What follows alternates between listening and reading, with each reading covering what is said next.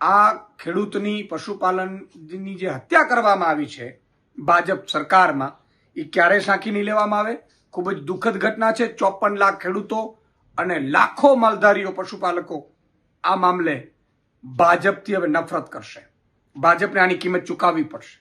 ગુજરાતમાં પોતાના હક માટે લડવું અને આંદોલન કરવા જાણે કે એવું થઈ ગયું છે કે તમે કરી જ ન શકો. તમે કેવી રીતના કોઈ સત્તા પક્ષ સામે કે પછી તમે કોઈને સવાલ કેવી રીતના કરી શકો જે તમારાથી ઉપર છે.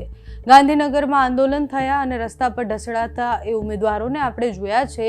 અને સાબર ડેરીમાં ગઈકાલે જે થયું, સાબર ડેરીની બહાર પશુપાલકો ભેગા થયા, પશુપાલકો સાથે જે રીતના વર્તન કરવામાં આવ્યું, ઘર્ષણ વધી ગયું, પોલીસે ટીયર ગેસ છોડ્યા, 50 જેટલા ટીયર ગેસ છોડ્યા પછી પોલીસે લાઠીચાર્જ પણ કર્યા અને ઉગ્રતા એટલી બધી હતી આંદોલનની કે પછી એક વ્યક્તિનું મૃત્યુ થયું છે.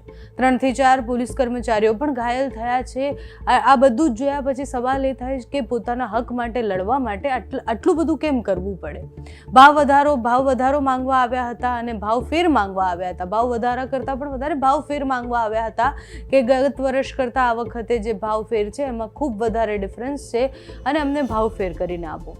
પશુપાલકોનું આખું જીવન એના ઉપર નિર્ભર હોય અને છતાં સાબર ડેરી કોઈ સાંભળે જ નહીં. સાબર ડેરીમાં રોજ પશુપાલકો ત્યાં દૂધ મોકલતા હોય એ પશુપાલકો આજે મજબૂર બન્યા છે કે એ દૂધ એમને ફેંકી દેવું પડે છે.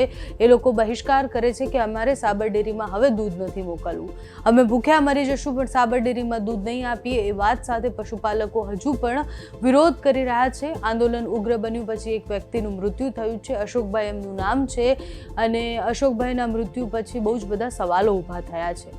પોતાના હક માટે લડાઈ કરતાં કોઈ માણસનું મૃત્યુ થાય અને ગુજરાતની આ પરિસ્થિતિ હોય, કોઈ સાંભળે જ નહીં, કોઈ સંવાદ જ ન હોય તો પછી સવાલ થવા સ્વાભાવિક છે. વિપક્ષે પણ આ સવાલો કર્યા છે. આમ આદમી પાર્ટીના પ્રદેશ પ્રમુખ ઈશુદાન ગઢવીએ એક વિડીયો બનાવી પોતાની પ્રતિક્રિયા આપી છે. પ્રતિક્રિયામાં એમને સત્તા પક્ષને સવાલ કર્યા છે કે સત્તા પક્ષ હવે આટલા વર્ષોથી ખેડૂતોનું શોષણ કર્યું, સાથે જ આટલા વખતથી પશુપાલકો પરેશાન છે, એમની સામે ધ્યાન નથી આપતી. ડેરી અને એ બધું જ સહકારી જે આખું માળખું છે એ પણ ભારતીય જનતા પાર્ટી એવું કહેવાય કે એમના હાથ નીચે જ છે અને છતાં પણ પશુપાલકોનું સાંભળવામાં ન આવે તો પછી કેવી રીતના ચાલે. ગઈકાલે જે આંદોલન ઉગ્ર બન્યું, આજે પણ સ્થિતિ યથાવત છે વિરોધ પ્રદર્શનની. એ બધાની વચ્ચે વિપક્ષ સત્તા પક્ષને જે સવાલ કરી રહ્યા છે, વિપક્ષ જે મંડળીને સવાલ કરી રહ્યા છે, ડેરીને સવાલ કરી રહ્યા છે તે સાંભળો. સાબર ડેરીમાં આજે પશુપાલકો પોતાના દૂધનો ભાવ ફેર માંગવા ગયા, જે ઘણા સમયથી એમની માંગણી હતી. હજારો ખેડૂતો ભેગા થયા. ભાજપના રાજમાં પશુપાલકોને ભાવ આપવું તો દૂર, ભાવ ફેર આપવા તો દૂર, ઉપરથી લાઠીઓ વરસાવી પોલીસથી અને એમાંથી એક પશુપાલકનું મોત થયું છે.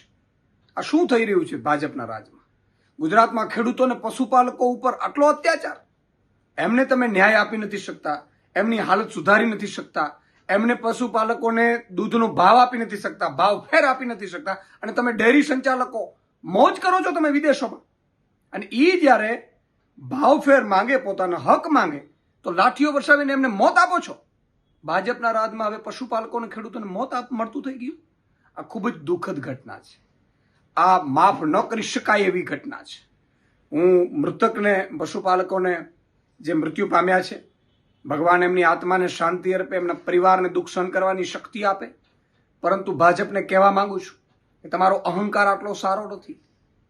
તમે ખેડૂતો અને પશુપાલકો ઉપર જે અત્યાચાર શરૂ કર્યો છે એ ક્યારેય સાંખી લેવાય એવું નથી. અને તમે ખેડૂતો અને પશુપાલકોની ધીરજની કસોટી કરી રહ્યા છો. 30 વર્ષ પહેલા આવી જ રીતે કોંગ્રેસે પશુપાલકો ઉપર, ખેડૂતો ઉપર ગોળીબાર કર્યો હતો. પછીથી ક્યારેય સત્તામાં નથી આવી. કોંગ્રેસનો અહંકાર હતો, એને અહંકારને ઉતારી દીધી હતી આ ખેડૂતોને, પશુપાલકો, અને ભાજપ સરકાર લાવ્યા. 30 વર્ષમાં ભાજપને પણ આ જ અહંકાર આવી ગયો છે. તમે જે રીતે અત્યારે ખેડૂતો ઉપર ને માલધારીઓ ઉપર ને પશુપાલકો ઉપર અત્યાચાર કરો છો, ગોચરો રહેવા નથી દીધી, સામે પક્ષે દૂધના ભાવ નથી મળતા, ભાવ ફેર નથી મળતા અને તમે જેટલા પણ ભાજપના કાર્યક્રમો કરો એ ડેરીઓમાં ઉધરાવી અને તમે રૂપિયા ચાવ કરી જાઓ છો. આ ક્યારેય પશુપાલકો સાંખી નહીં લે. આ ખેડૂતની પશુપાલનની જે હત્યા કરવામાં આવી છે ભાજપ સરકારમાં એ ક્યારેય સાંખી નહીં લેવામાં આવે. ખૂબ જ દુઃખદ ઘટના છે. 54 લાખ ખેડૂતો અને લાખો માલધારીઓ પશુપાલકો આ મામલે ભાજપથી હવે નફરત કરશે. ભાજપને આની કિંમત ચૂકવવી પડશે. જય હિન્દ, જય ભારત, જય જય ગરવી ગુજરાત.